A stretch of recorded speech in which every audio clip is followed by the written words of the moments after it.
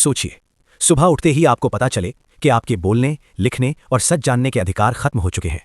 अखबार खामोश है, आवाजें दबा दी गई हैं और पूरे देश पर सिर्फ एक शब्द का साया है, इमरजेंसी। आखिर उस रात ऐसा क्या हुआ था जिसने भारत का इतिहास हमेशा के लिए बदल दिया? जानिए इस सच्ची कहानी का पूरा सच। रात के 12 बज रहे हैं और पूरा शहर सो चुका है, लेकिन देश के कुछ सबसे ताकतवर लोग एक कमरे में बैठे हैं और लगातार ऐसे फैसले ले रहे हैं जिनके बारे में आम जनता को अभी कुछ भी पता नहीं है। मान लो कि तुम सुबह उठते हो और तुम्हें अचानक लगता है कि सब कुछ बदल गया है।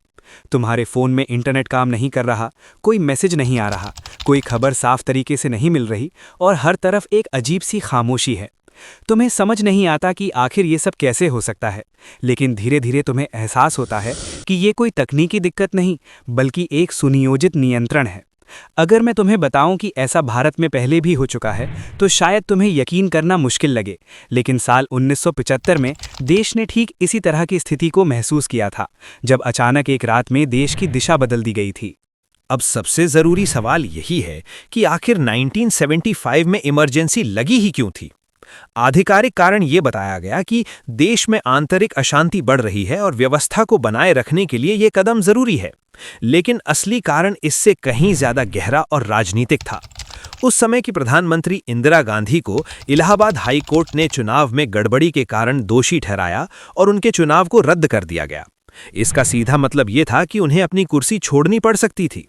दूसरी तरफ देश में बड़े स्तर पर विरोध प्रदर्शन चल रहे थे, खासकर जयप्रकाश नारायण के नेतृत्व में एक आंदोलन तेजी से बढ़ रहा था, जिसमें सेना और पुलिस तक से अपील की जा रही थी कि वे सरकार के आदेशों का पालन ना करें।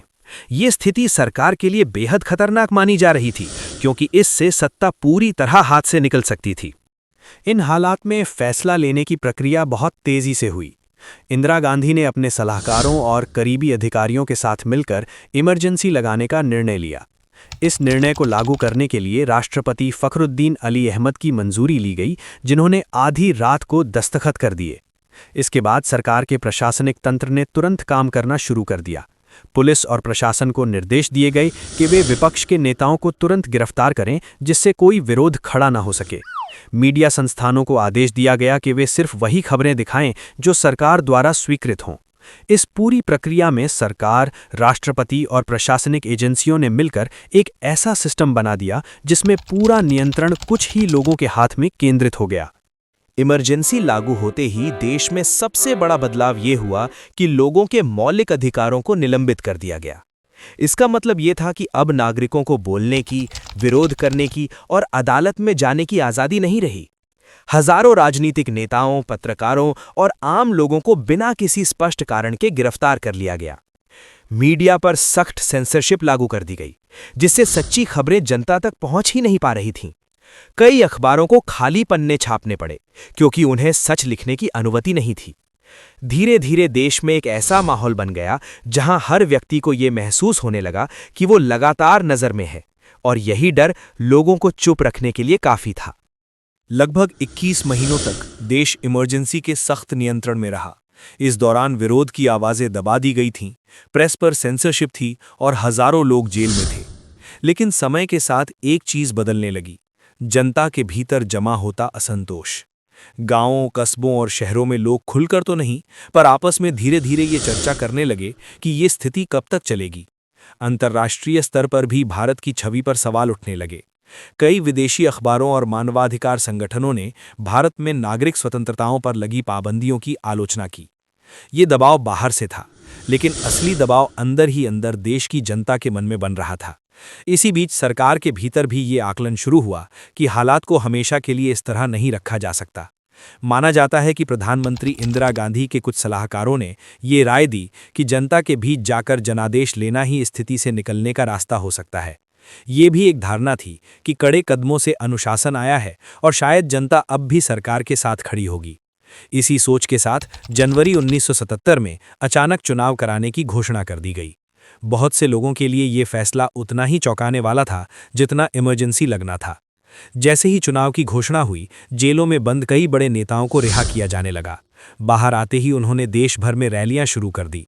जयप्रकाश नारायण पहले से ही एक नैतिक आवाज बन चुके थे, जिन्होंने इमरजेंसी से पहले ही संपूर्ण क्रांति का आह्वान किया था। उनके साथ मोरारजी देसाई, अटल बिहारी वाजपेयी, लाल कृष्ण आडवाणी और कई अन्य नेता एक मंच पर आए। अलग अलग विचारधाराओं के लोग एक ही लक्ष्य लेकर साथ खड़े हुए, लोकतंत्र की बहाली। चुनावी माहौल बेहद असाधारण था। लोगों के बीच एक ही चर्चा थी, पिछले 21 महीनों का अनुभव। गांवों में, चाय की दुकानों पर, घरों के आंगन में, हर जगह ये बात हो रही थी कि अब वोट सिर्फ सरकार चुनने के लिए नहीं, बल्कि अपने अधिकार वापस लेने के लिए दिया जाएगा। ये चुनाव किसी पार्टी के समर्थन या विरोध से बढ़कर एक भावनात्मक निर्णय बन गया था। जब मार्च 1977 में नतीजे आए तो वो पूरी तरह अप्रत्याशित थे। उत्तर भारत के कई राज्यों में सत्तारूढ़ पार्टी को भारी हार का सामना करना पड़ा। पहली बार केंद्र में गैर कांग्रेसी सरकार बनी और मोरारजी देसाई प्रधानमंत्री बने। ये सिर्फ सत्ता परिवर्तन नहीं था, ये जनता का साफ संदेश था कि लोकतंत्र में अंतिम शक्ति जनता के पास ही रहती है। इमरजेंसी समाप्त कर दी गई, जेलों में बंद लोगों को रिहा किया गया, प्रेस से सेंसरशिप हटाई गई और धीरे धीरे देश सामान्य स्थिति की ओर लौटने लगा। बाद में संविधान में ऐसे संशोधन भी किए गए ताकि भविष्य में इमरजेंसी लगाना पहले जितना आसान न रहे। ये पूरा दौर भारत के इतिहास में एक ऐसे अध्याय के रूप में दर्ज हुआ जिसने देश को सिखाया कि अधिकारों की कीमत क्या होती है और उन्हें बचाए रखना कितना जरूरी है। आज जब हम 1975 की उस घटना को देखते हैं तो ये सिर्फ इतिहास नहीं लगता, बल्कि एक चेतावनी जैसा महसूस होता है। ये हमें बताता है कि हालात कैसे धीरे धीरे बनते हैं और फिर अचानक एक बड़े फैसले में बदल जाते हैं। आज का भारत पहले से कहीं ज़्यादा मजबूत और डिजिटल है, लेकिन इसके साथ ही नियंत्रण के तरीके भी पहले से ज़्यादा एडवांस्ड हो चुके हैं। सबसे बड़ा सवाल यही है कि अगर भविष्य में कभी ऐसी स्थिति बनती है तो क्या हम उसे समय रहते पहचान पाएंगे, या फिर एक बार फिर सब कुछ हमारे सामने बदल जाएगा और हम सिर्फ देखते रह जाएंगे। अगर इस कहानी ने आपको सोचने पर मजबूर किया है, अगर आपको लगता है कि ऐसी सच्चाइयों को और लोगों तक पहुंचना चाहिए, तो इस वीडियो को लाइक ज़रूर करें और ऐसे ही गहराई से समझाने वाले डॉक्यूमेंट्री कंटेंट के लिए इस चैनल को सब्सक्राइब करना ना भूलें। और कमेंट बॉक्स में ज़रूर बताएं कि आप अगली वीडियो किस विषय पर देखना चाहते हैं, क्योंकि यहाँ हम सिर्फ कहानियाँ नहीं बताते, हम उनके पीछे छुपी सच्चाई को सामने लाते हैं।